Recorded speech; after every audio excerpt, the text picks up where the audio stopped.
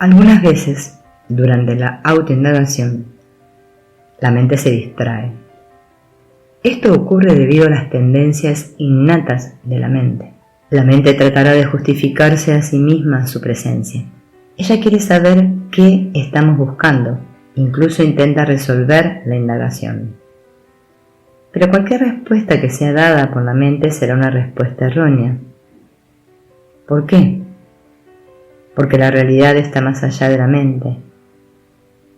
La verdad básica es sin palabras, está más allá de las palabras, más allá de la mente. Por eso cualquier respuesta que sea dada por la mente nunca puede ser una respuesta correcta. La corriente de conciencia constante sin contenido que es el ser, solo puede ser intuida en ausencia de la mente. No obstante, la mente constantemente rechaza esta idea. No quiere admitir que su propia presencia es una gran desventaja para realizar la indagación. Otra práctica consiste en aferrarse al observador. En la vida diaria existen 3 factores: el que es observado, el acto de observar y el que ve, el observador. Los grandes maestros aconsejan que dejemos de lado lo observado y el acto de observar y nos aferremos a aquel que observa, aquel que nos permite observar.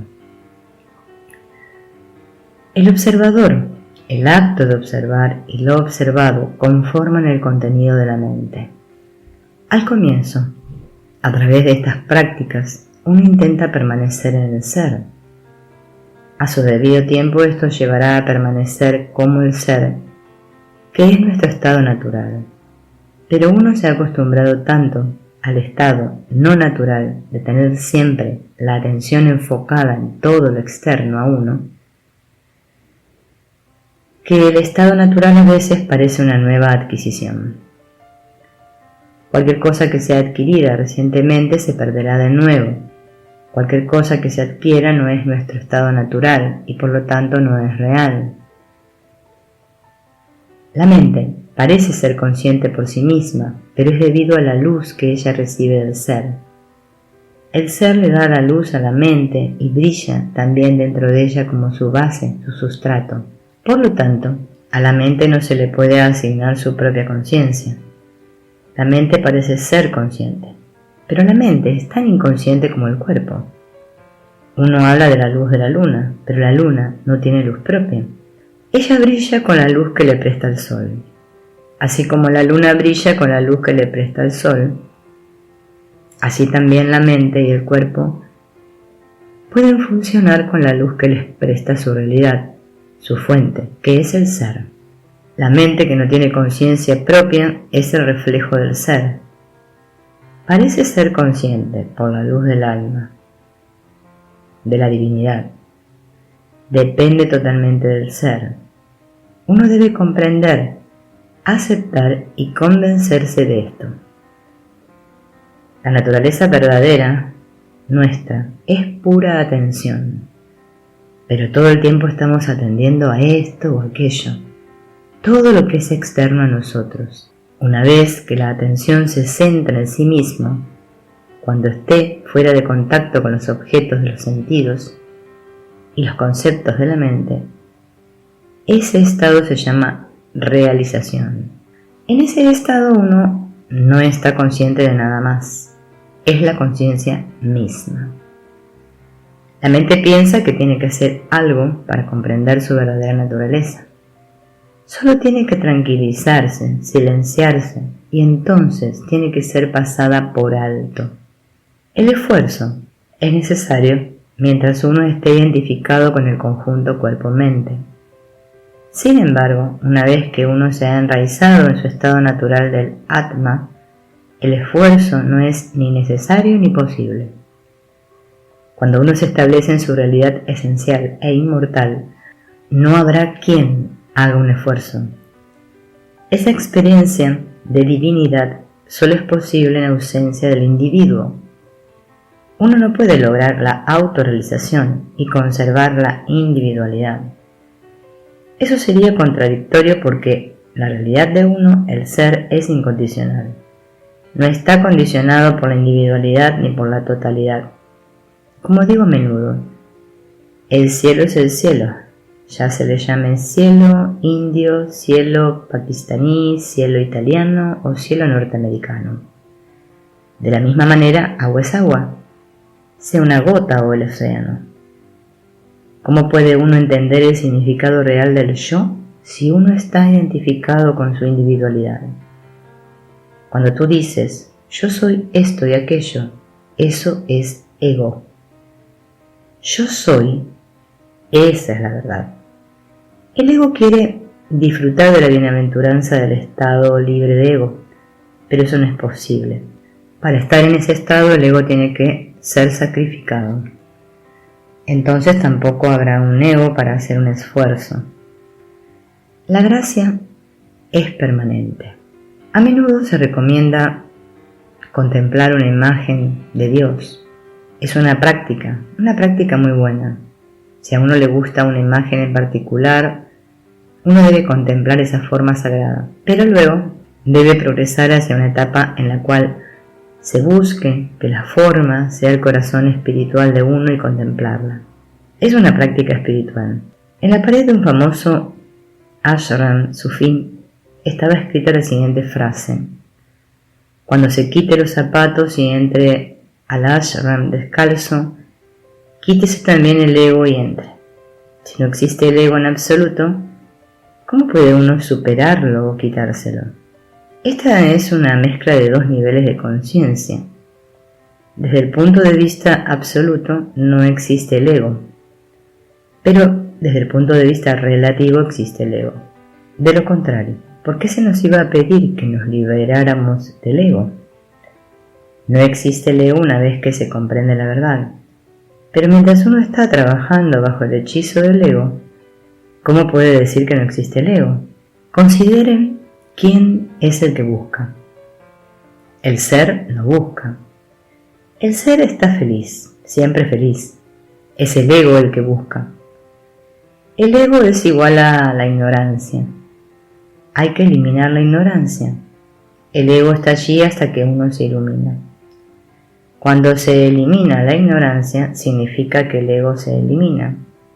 Hay una enseñanza muy simple que dice: ama a todos, sirve a todos, ayuda siempre, no dañes nunca. Sin embargo, no podemos practicar ni siquiera esta enseñanza sencilla. ¿Por qué? Debido al ego. El ego tiene gustos y aversiones, orgullo y prejuicios, parcialidades. Por eso no podemos practicar esta enseñanza sencilla de ama a todos, sirve a todos. Cuando las cosas se explican de manera sencilla, la mente se siente aburrida porque no está entretenida. Queremos ignorar la pantalla del cine, que es la base de la película que se proyecta en ella. Estamos más interesados en la película. Lo mismo ocurre con la vida en el mundo. Queremos ignorar la base, el origen de la mente, y la mente quiere, disfrutar de todo lo que es externo a ella, debido a sus tendencias pasadas. El ego tampoco quiere transformarse, aunque uno haya escuchado el consejo, ama a todos, sirve a todos, 1000 veces uno continúa en el mismo nivel. Si uno no puede ayudarse a sí mismo, ¿qué puede hacer Dios? El ego no se va a ir fácilmente, porque una vez que ha emergido, quiere permanecer como una entidad separada de su fuente que es el ser. Se identifica tanto con el cuerpo que no está preparado para irse. El ego sabe que si elimina esta identificación incorrecta, va a tener que regresar a su fuente y no quiere hacerlo. Prefiere pasar por la alegría y la tristeza, el placer y el dolor, incluso si tiene que sufrir más dolor que placer. Es como una muñeca de sal. Si pones la muñeca en el océano, se disolverá inmediatamente. Pero si la muñeca no quiere ir al océano, permanecerá como una entidad separada. El mayor defecto del ego, aparte de sus gustos y aversiones, orgullos y prejuicios, es su deseo de limitar lo ilimitado. El ego trata al ser como un objeto, sin darse cuenta de que el ser es su misma base y soporte. Por eso es necesario involucrarse repetidamente en satsangs, leer libros espirituales una y otra vez. Finalmente el ego tendrá que aceptarse a sí mismo como irreal.